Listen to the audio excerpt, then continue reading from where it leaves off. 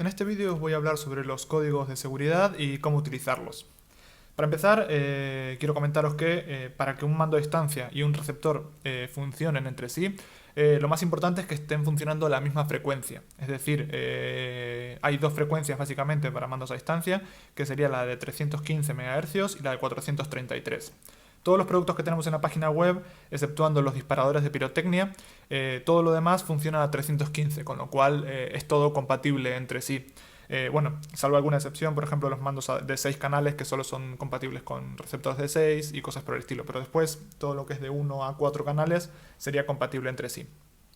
Pero bueno, para que, habiendo tanta variedad de mandos y tanta variedad de receptores, muchas veces podemos tener diferentes circuitos funcionando al mismo tiempo y no queremos que un mando interfiera a otro. Es decir, por ejemplo, tenemos un mando de un canal que activa un relé en concreto y tenemos un mando de 4 canales que activa otro receptor de relés.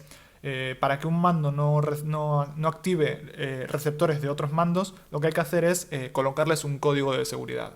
Este código lo que nos permite es tener multitud de emisores y receptores, es decir, de mandos y receptores, sin que entre ellos se activen por accidente. El código de seguridad puede ser fijo o puede ser learning, aprendido. Los códigos fijos son algo un poco más antiguo y son como por ejemplo esto es un receptor relé de un canal de código fijo y se puede saber porque por debajo tiene, no sé si llega a ver ahí, sí, como 3 hileras de cuadraditos plateados, que es donde se coloca el código. El código se coloca soldando sobre la placa y según se coloca hacia arriba o hacia abajo cada uno de los cuadraditos, eso nos dirá el código del receptor. Este receptor solo funcionará con mandos a distancia que tengan este mismo código, ¿vale? Ningún otro código va a poder activar este receptor.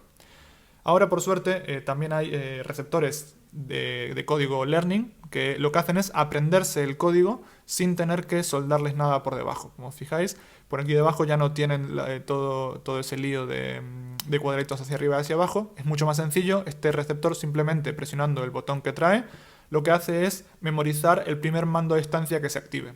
Entonces, si presionáramos este botón, lo que ocurriría es que el receptor entra como en modo de aprendizaje y lo que hace es aprenderse el código. Por ejemplo, si presiono este botón, aprendería el código de este mando. De esta manera es mucho más sencillo y no hay que andar con tanta soldadura. Eso sí, a los mandos sí que hay que colocarles un código. Por defecto, de fábrica vienen sin ningún código, pero que vengan sin ningún código se podría decir que es un poco más inseguro. Porque cualquier persona con un mando a distancia que sin código, es decir, que esté vacío, podría activar nuestros receptores que también estén sin código. Entonces, lo mejor es siempre ponerles un código.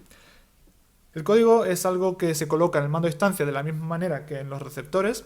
Como podéis ver, aquí hay tres hileras, ¿no?, de cuadraditos plateados.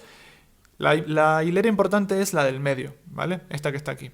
Y se puede apreciar que esa hilera está compuesta de 8 cuadraditos, ¿vale? Cada uno de esos cuadraditos es una posición para el código. Sí, cada uno de estos cuadritos tiene 3 posibilidades. El cuadrito se puede colocar hacia arriba, se puede colocar hacia abajo o se puede dejar vacío.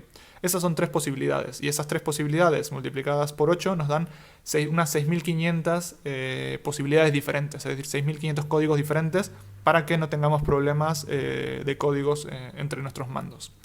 Entonces, por ejemplo, este código está vacío, es decir, no tiene ningún código, pero os voy a mostrar uno que sí que ya tiene un código puesto, ¿vale?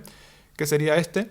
Y como se puede ver, pues de la hilera del centro, el primero está hacia arriba, el penúltimo está hacia arriba y el último está hacia abajo, ¿vale?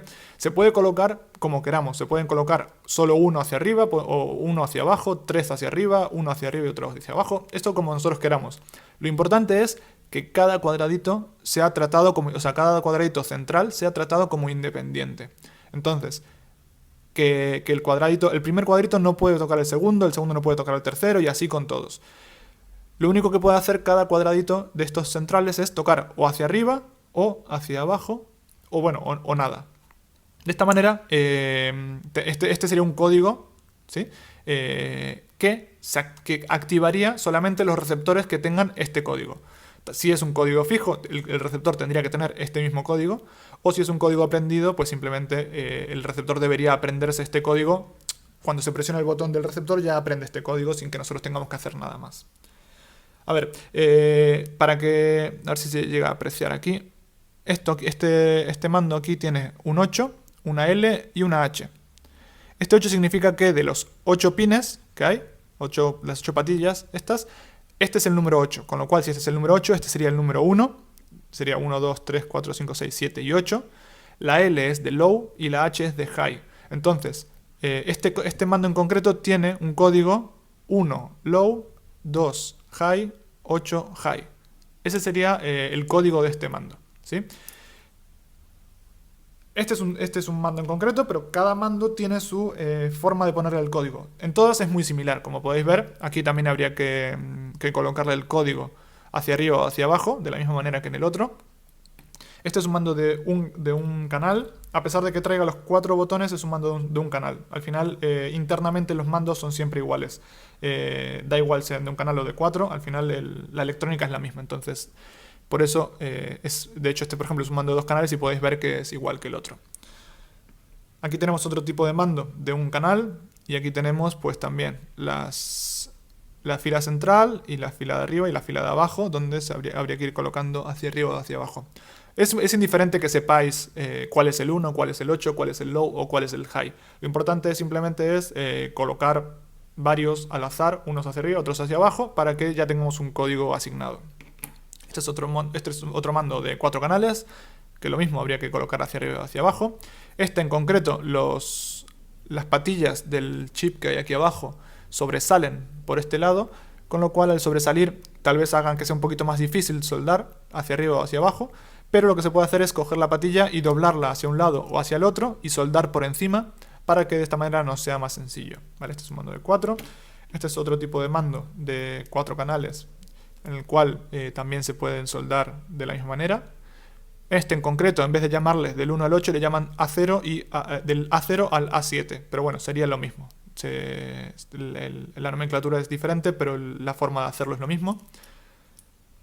Aquí también tenemos, por ejemplo, un mando de 2 canales de los mandos de seguridad. Los mandos de seguridad tienen mucha más potencia, pero son iguales que los demás. Y también tenemos las tres hileras y habría que soldar para arriba o para abajo independientemente cada uno. Y así tendríamos un código. Y por último también tenemos, por ejemplo, aquí un mando de 6 canales.